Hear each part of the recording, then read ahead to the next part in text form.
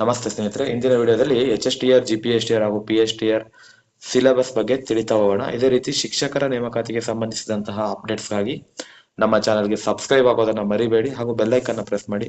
ಆದಷ್ಟು ಈ ವಿಡಿಯೋನ ನಿಮ್ಮ ಸ್ನೇಹಿತರೊಂದಿಗೆ ಶೇರ್ ಮಾಡಿ ಅಂತ ಹೇಳ್ತಾ ಇಂದಿನ ವಿಡಿಯೋನ ಪ್ರಾರಂಭ ಮಾಡ್ತಿದ್ದೀನಿ. ಎಕ್ಸಾಮ್ಸ್ಗೆ ತುಂಬಾ ಟೈಮ್ ಶಾರ್ಟ್ ಇರೋದ್ರಿಂದ ಆದಷ್ಟು ನೀವು ಸಿಲೆಬಸ್ನ ಆದಷ್ಟು ಬೇಗ ಕವರ್ ಮಾಡ್ಬಿಟ್ಟು ರಿವಿಷನ್ ಸ್ಟಾರ್ಟ್ ಮಾಡ್ಬೇಕಾಗುತ್ತೆ. ಸೊ ಸಿಲೆಬಸ್ ಅನ್ನ ಆದಷ್ಟು ಬೇಗ ಕವರ್ ಮಾಡ್ಲಿಕ್ಕೆ ಪ್ರಯತ್ನ ಪಡಿ, ಯಾಕಂತ ಹೇಳಿದ್ರೆ ಟೈಮ್ ತುಂಬಾ ಕಡಿಮೆ ಇದೆ. ಸೊ ಎಕ್ಸಾಮ್ ಅಲ್ಲಿ ನೀವು ಎಷ್ಟು ಅಂಕಗಳನ್ನ ತೆಗೆದುಕೊಂಡ್ರೆ ಸೇಫ್ ಅಂತ ಹೇಳಿದ್ರೆ, ಒಂದು ಪೇಪರ್ 1 ಅಂಡ್ ಪೇಪರ್ 2 ಎರಡೂ ಪೇಪರ್ಗಳನ್ನ ಸೇರಿದ್ರೆ ಒಟ್ಟು 200 ಮಾರ್ಕ್ಸ್ಗೆ 200 ಮಾರ್ಕ್ಸ್ಗೆ ನೀವು ಮೋರ್ ದೆನ್ 180 ತೆಗೆದ್ರೆ, 180 ಪ್ಲಸ್ ಏನಾದ್ರು ತೆಗೆದ್ರೆ ನೀವು ಕಂಪ್ಲೀಟ್ಲಿ ಸೇಫ್ ಇರ್ತೀರಾ ಅಂತ ಹೇಳ್ಬೋದು. ಹಾಗಾದ್ರೆ 180 ಪ್ಲಸ್ ಮಾಡ್ಲಿಕ್ಕೆ ನಾವು ಯಾವ ಒಂದು ರೀತಿ ಸ್ಟಡಿ ಮಾಡಬೇಕು, ಯಾವ ರೀತಿ ನಾವು ಓದ್ಕೋಬೇಕು, ಡೆಡಿಕೇಟ್ ಮಾಡಬೇಕು ಸಮಯವನ್ನ ಅಂತ ಹೇಳಿದ್ರೆ, ಸಿಲೆಬಸ್ ಅನ್ನ ನೋಡ್ತಾ ಹೋಗೋಣ. ಮೊದಲನೇದಾಗಿ ಇಂದಿನ ವಿಡಿಯೋದಲ್ಲಿ ನಿಮಗೆ ಗೊತ್ತಿರ್ಬೋದು, ಎಲ್ಲಾ ಒಂದು ಶಿಕ್ಷಣ ಇಲಾಖೆಯಲ್ಲಿ ಸಿಲೆಬಸ್ ಅನ್ನ ರಿಲೀಸ್ ಮಾಡಿರುವಂತಹ ಎಲ್ಲಾ ಕೇಟರಿಗೂ ಕೂಡ. ಸೊ ಇದು ನೋಡಿ, 6 to 8 GPT ಸಿಲೆಬಸ್ ಅಂತ ಇದೆ. ಪೇಪರ್ 2 ಕೊಟ್ಟಿದ್ದಾರೆ, ಸೋಷಿಯಲ್ ಸೈನ್ಸ್ ಅಂತ. ಸೊ ಫಸ್ಟ್ ಮೊದಲನೇದಾಗಿ ನಾವು ಪೇಪರ್ 1 GK ಪೇಪರ್ ನ ಏನ್ ಕೊಟ್ಟಿದ್ದಾರೆ ಅಂತ ನೋಡ್ತಾ ಹೋಗೋಣ. ಎಸ್ ನೋಡಿ, ಫಸ್ಟ್ PSTR ಸಿಲೆಬಸ್ ನೋಡ್ತಾ ಹೋಗೋಣ. PST ಸಿಲೆಬಸ್ ಪೇಪರ್ 2 ಕೊಟ್ಟಿದ್ದಾರೆ. ಅಂದ್ರೆ ಪೇಪರ್ 2 ಫಾರ್ ಗಣಿತ ಶಿಕ್ಷಕರಿಗೆ ಕೊಟ್ಟಿದ್ದಾರೆ. For syllabus for mathematics, number system, fraction and decimals. So English ಅಲ್ಲೆಲ್ಲ ಕೊಟ್ಟಿದ್ದಾರೆ. Fractions and decimals, square and square roots and cube roots, data handling, proportional reasoning, mathematics in daily life, basic algebra, equations, exponents and powers, factors and factorizations, polynomials, introduction, Euclid's geometry, lines and angles, triangles, quadrilaterals, circles, constructions. So ಇದ್ರ ಬಗ್ಗೆ ಸ್ವಲ್ಪ ಓದ್ಕೊಳ್ತಾ ಹೋಗಿ. ಅದೇ ತರ ಪೆಡಗಾಗಿಗೂ syllabus ಕೊಟ್ಟಿದ್ದಾರೆ, ಇದನ್ನ ಸ್ವಲ್ಪ study ಮಾಡ್ತಾ ಹೋಗಿ ನೀವು. ಇದಾದ್ಮೇಲೆ ಮತ್ತೆ ಕನ್ನಡದಲ್ಲಿ ಕೊಡ್ತಾ ಹೋಗಿದ್ದಾರೆ. ಅದಾದ್ಮೇಲೆ ಗಣಿತದ ಸ್ವಲ್ಪ ಪೆಡಗಾಗಿನ ಕೊಡ್ತಾ ಹೋಗಿದ್ದಾರೆ ಕನ್ನಡದಲ್ಲಿ.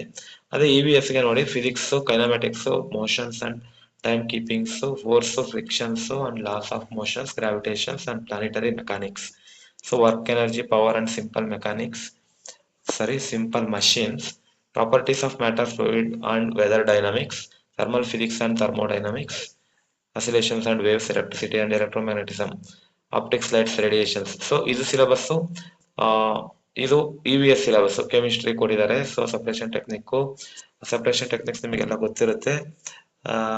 Next atomic structure, bonding and periodic table, chemical reactions, equations, acid, bases and salts, metals and non-metals and metallurgic basic.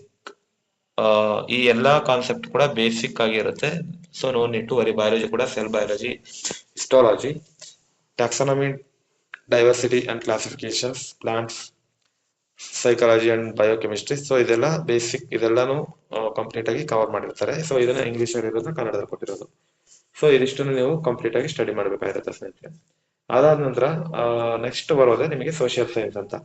Social science ಅಂತ ಬಂದಾಗ ಅದರಲ್ಲಿ history, meaning and importance of history, definitions of history, historical source, ಇದೆಲ್ಲ complete ಆಗಿ ಸ್ವಲ್ಪ study ಮಾಡ್ತಾ ಹೋಗ್ಬೇಕು. After that ಯಾವುದನ್ನು ಕೂಡ ಕೈ ಬಿಡಬಾರದು. ಯಾಕಂತ ಹೇಳಿದ್ರೆ ಇಲ್ಲಿ ನೋಡಿ, ಇದನ್ನು ಕೊಟ್ಟಿದ್ದಾರೆ ಕಿಂಗ್ಡಮ್ಸ್, ಪ್ರತಿಯೊಂದನ್ನು ಎಲ್ಲಾನು ಕಂಪ್ಲೀಟ್ ಆಗಿ ನೀವು ಓದ್ತಾ ಹೋಗ್ಬೇಕು. ಹೊಯ್ಸಳ, ಚೋಳ, ಕಲ್ಯಾಣ, ಚಾಳುಕ್ಯ, ರಾಷ್ಟ್ರಕೂಟ, ಪಲ್ಲವ, ಕಂಚೀಸ್, ಎವ್ರಿಥಿಂಗ್ ಎಲ್ಲಾನು ತುಂಬಾ ಇಂಪಾರ್ಟೆಂಟ್ ಆಗಿರುತ್ತೆ. ಇವೆಲ್ಲವನ್ನು ಕಂಪ್ಲೀಟ್ ಆಗಿ ಸ್ಟಡಿ ಮಾಡ್ತಾ ಹೋಗಿ. ಸೊ ಇದಾದ್ಮೇಲೆ ಪೊಲಿಟಿಕಲ್ ಸೈನ್ಸ್, ಹಾಗೆ ಪೊಲಿಟಿಕಲ್ ಸೈನ್ಸ್ ಅನ್ನ ಕಂಪ್ಲೀಟ್ ಆಗಿ ಸ್ಟಡಿ ಮಾಡಿದ ನಂತರ ಸೋಷಿಯಾಲಜಿ.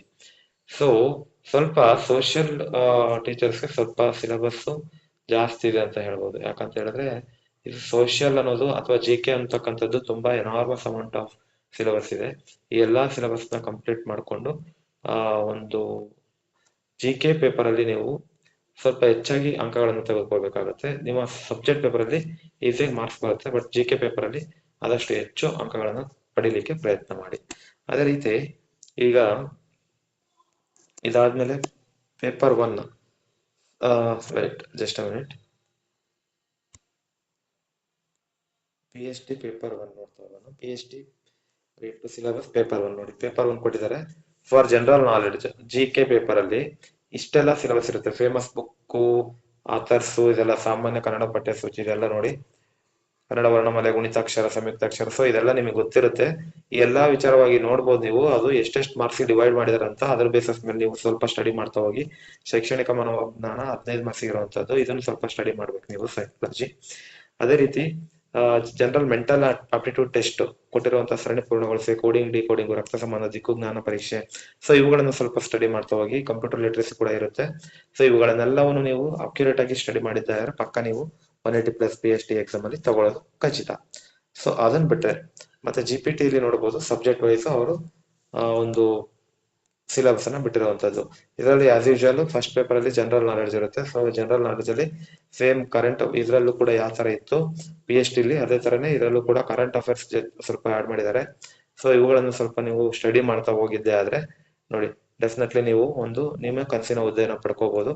ಬಟ್ ನೀವು ಏನೇ ಒಂದು ಸ್ಟಡಿ ಮಾಡ್ತಾ ಹೋದ್ರು ಕೂಡ ನಿಮಗೆ 180+ ಸ್ಕೋರ್ ಮಾಡುವಂತಹ ಸಾಮರ್ಥ್ಯ ಬಂತು ಅಂತ ಹೇಳಿದ್ರೆ ನಿಮ್ಮನ್ನು ತಡೆಯೋರು ಯಾರು ಇಲ್ಲ. ನಿಮ್ಮ ಕನಸಿನ ಹುದ್ದೆಯನ್ನು ನೀವು ಡೆಫಿನೆಟ್ಲಿ ತಗೊಂತೀರಾ. ಸೊ ಅದೇ ರೀತಿ GPT ಅಲ್ಲಿ ಸೆಕೆಂಡ್ ಪೇಪರ್ ನೋಡಬಹುದು. ಸೆಕೆಂಡ್ ಪೇಪರ್ ಅಲ್ಲಿ ಸೊ ಅವರು ಸಬ್ಜೆಕ್ಟ್ ವೈಸ್ ಕೊಟ್ಟಿರುವಂತದ್ದು ಸೋಷಿಯಲ್ಗೆ ಕೊಟ್ಟಿದ್ದಾರೆ, ಪೇಪರ್ 2 ಸೋಷಿಯಲ್ ಕೊಟ್ಟಿದ್ದಾರೆ. ಅದೇ ತರ syllabus civil, political science, sociology, history, geography and economics, everything covered in social ಪೇಪರ್ಗೆ ಇದಿಷ್ಟು ಕವರ್ ಆಗಿರುತ್ತೆ. ಸೊ ಅದೇ ತರ ಕನ್ನಡದಲ್ಲಿ ಕೊಟ್ಟಿರ್ತಾರೆ ಇದನ್ನೇ. ನೆಕ್ಸ್ಟ್ ಪೌರನೀತಿ, ಓಕೆ, ಇದೆಲ್ಲ ಪೊಲಿಟಿಕಲ್ ಸೈನ್ಸ್ ಆಗುತ್ತೆ. ನೆಕ್ಸ್ಟ್ ಅವ್ರು ಕೊಟ್ಟಿರುವಂತದ್ದು ಅದೇ ತರ GPT paper 2ಗೆ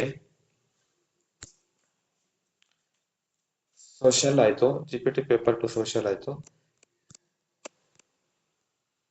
GPT, okay, just a minute.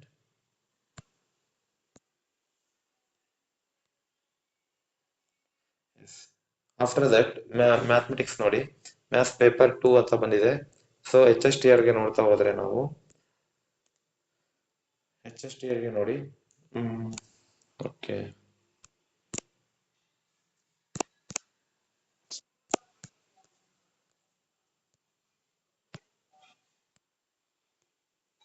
ಸ್ನೇಹಿತರೆ, HSTR ಗೆ 8th to 10th ಅಂತ ಪೇಪರ್ 1 ಸಿಲೆಬಸ್ ಕೊಡ್ತಾ ಹೋಗಿದ್ದಾರೆ. Famous books and authors, health and hygienes, Karnataka history, culture and arts, Indian history and culture, current affairs. So ಇದೆಲ್ಲಾನು ನೀವು cover ಮಾಡ್ಲೇಬೇಕಾಗುತ್ತೆ. ಸಾಮಾನ್ಯ ಕನ್ನಡ, ಸಾಮಾನ್ಯ English, general English ಅಂತ ಇದೆ, ಎಜುಕೇಶನಲ್ ಸೈಕಾಲಜಿ. ಸೊ ಇವೆಲ್ಲ ತುಂಬಾ ಇಂಪಾರ್ಟೆಂಟ್ ಆಗುತ್ತೆ ನಿಮ್ಮ ಪೇಪರ್ 1ಗೆ. ಯಾಕಂತ ಹೇಳಿದ್ರೆ ನೀವು ಜನರಲ್ ಪೇಪರ್ ಅಲ್ಲಿ ಯಾವ ಒಬ್ಬ ವ್ಯಕ್ತಿ ಜನರಲ್ ಪೇಪರ್ ಅಲ್ಲಿ ಅತಿ ಹೆಚ್ಚು ಅಂಕಗಳನ್ನು ತೆಗೆದುಕೊಳ್ತಾನೋ, ನೀವು ಸಾಮಾನ್ಯವಾಗಿ ನಿರ್ದಿಷ್ಟ ಪತ್ರಿಕೆಯಲ್ಲಿ ಆಲ್ಮೋಸ್ಟ್ ನಿಮ್ಮ ಒಂದು ಅಂಕಗಳು ನಿಮ್ಮ ಜೇಬಲ್ಲಿ ಇದ್ದ ಹಾಗೆ. ಆದ್ರೆ ಜನರಲ್ ಪೇಪರ್ ಅಲ್ಲಿ ಇದಿಷ್ಟು ಸಿಲೆಬಸ್ ನ ಕವರ್ ಮಾಡ್ಕೊಂಡು ಮೋರ್ ದೆನ್ 80+ ಯಾರು ಜನರಲ್ ಪೇಪರ್ ಅಲ್ಲಿ ತಗೊಂತಿರೋ 85+ ಅನ್ಕೋಬೇಕು. ಯಾಕಂತ ಹೇಳಿದ್ರೆ ಪ್ರತಿಯೊಂದು ಅಂಕಗಳು ಕೂಡ ತುಂಬಾ ಇಂಪಾರ್ಟೆಂಟ್ ಆಗುತ್ತೆ. ಹಾಗಾಗಿ most of the students general paper ಅಲ್ಲೇ ಎಡುತ್ತಾರೆ. ಸೊ ಆ ಜನರಲ್ ಪೇಪರ್ ಅಲ್ಲಿ ಯಾರು ಹೈಯೆಸ್ಟ್ ಸ್ಕೋರ್ ಮಾಡ್ಕೊಂತಾರೋ ಅವರಿಗೆ ಆ ಒಂದು ಸ್ಪೆಸಿಫಿಕ್ ಪೇಪರ್ ಅಲ್ಲಿ ತುಂಬಾ ಈಸಿಯಾಗಿ ಅವರು ಈ ಒಂದು ಎಕ್ಸಾಮ್ ನ ಕ್ರ್ಯಾಕ್ ಮಾಡ್ತಾರೆ. ಪೇಪರ್ 2 ನೋಡ್ರಿ, ಕೆಮಿಸ್ಟ್ರಿ, ಅದೇ ತರ ಸಬ್ಜೆಕ್ಟ್ ವೈಸ್ ನೋಡ್ಬೋದು ನೀವು. ಫಿಸಿಕ್ಸ್, ಕೆಮಿಸ್ಟ್ರಿ ಹಾಗೂ ಸೋಷಿಯಲ್. ಈಗ ಫಿಸಿಕ್ಸ್ ಕೊಟ್ಟಿಲ್ಲ, ಯಾಕಂತ ಹೇಳಿದ್ರೆ ಒಂದು HSTR ಅಲ್ಲಿ ಫಿಸಿಕ್ಸ್ ಅಂಡ್ ಮ್ಯಾಥ್ಸ್ ಟೀಚರ್ಸ್ ನ ಅವರು ಫಿಲ್ ಮಾಡ್ಕೊಂತ ಇಲ್ಲ. ಹಂಗಾಗಿ CBZ ವಿದ್ಯಾರ್ಥಿಗಳಿಗೆ ಈ ಒಂದು ಸಿಲೆಬಸ್ ಇರುವಂತದ್ದು.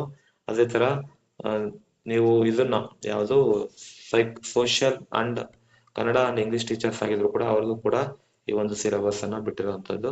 ಸೊ ಸಿಲೆಬಸ್ ತುಂಬಾ ಈಸಿ ಇದೆ. ಈ ಸಿಲೆಬಸ್ ಅನ್ನ ನೀವು ಸಂಪೂರ್ಣವಾಗಿ ಸ್ಟಡಿ ಮಾಡ್ತಾ ಹೋದ್ರೆ ಈಸಿಯಾಗಿ ಒಂದು ಸಿಲೆಬಸ್ ಅನ್ನ ತುಂಬಾ ಚೇಂಜಸ್ ಏನ್ ಕಾಣ್ತಾ ಇಲ್ಲ. ಸಿಲೆಬಸ್ ಅಲ್ಲಿ ತುಂಬಾ ಈಸಿ ಇದೆ ಸಿಲೆಬಸ್. ಸೊ ಈ ಸಿಲೆಬಸ್ ಅನ್ನ ಆದಷ್ಟು ಬೇಗ ನೀವು ಕವರ್ ಮಾಡ್ಬಿಟ್ಟು ರಿವಿಷನ್ ಮಾಡ್ಬೇಕು. Important is revision part is most important. So please complete the syllabus first, then revise ಮಾಡಿದಾಗ ಮಾತ್ರ ನಿಮಗೆ ಸಂಪೂರ್ಣವಾಗಿ ಒಂದು ಕಾನ್ಸೆಪ್ಟ್ಸ್ ತೆರೆಯಲ್ಲಿ ಹೊಡೆಯಕ್ಕೆ ಸಾಧ್ಯ. ಹಾಗಾಗಿ ಹೆಚ್ಚು ಓದಿನ ಕಡೆ ಗಮನ ಹರಿಸಿ, ಕಾನ್ಸೆಪ್ಟ್ ವೈಸ್ ಸ್ಟಡಿ ಮಾಡಿ, ರಿವಿಷನ್ ಮಾಡಿ.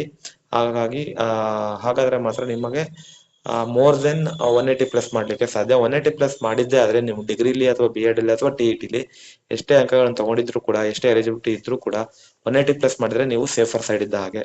ಹಾಗಾಗಿ ಹೇಳ್ತಾ ಇದ್ದೀನಿ ಸ್ನೇಹಿತರೆ, ಮೋರ್ ದೆನ್ 180+ ಮಾಡ್ಲಿಕ್ಕೆ ಶತಪ್ರಯತ್ನ ಮಾಡ್ಲೇಬೇಕು. ಅಟ್ಲೀಸ್ಟ್ ನೀವು 180+ ಏನಾದ್ರು ನಿಮ್ ಟಾರ್ಗೆಟ್ ಇಟ್ಕೊಂಡಿದ್ರೆ ಅಟ್ಲೀಸ್ಟ್ 117 ಆದ್ರೂ ಆಗ್ಲಿ, 170 ಆದ್ರೂ ಕೂಡ ನೀವು ಸೇಫರ್ ಸೈಡ್ ಇದ್ದ ಹಾಗೆ. ಸೊ ಇವತ್ತಿನ ವಿಡಿಯೋ, ಈ ಒಂದು ಸಿಲೆಬಸ್ ಇರುವಂತಹ ವಿಡಿಯೋ ನಿಮ್ಗೆಲ್ರಿಗೂ ಇಷ್ಟ ಆಗಿದೆ ಅಂತ ಭಾವಿಸ್ತಾ ಈ ವಿಡಿಯೋನ ನಿಮ್ಮ ಸ್ನೇಹಿತರೊಂದಿಗೆ ಹೆಚ್ಚು ಶೇರ್ ಮಾಡಿ ಅಂತ ಹೇಳ್ತಾ, ನಮ್ಮ ಚಾನಲ್ಗೆ ಸಬ್ಸ್ಕ್ರೈಬ್ ಆಗಿಲ್ಲ ಅಂತ ಹೇಳಿದ್ರೆ ಸಬ್ಸ್ಕ್ರೈಬ್ ಆಗಿ ಹಾಗೂ ಬೆಲ್ ಐಕನ್ ಪ್ರೆಸ್ ಮಾಡಿ. Thank you so much.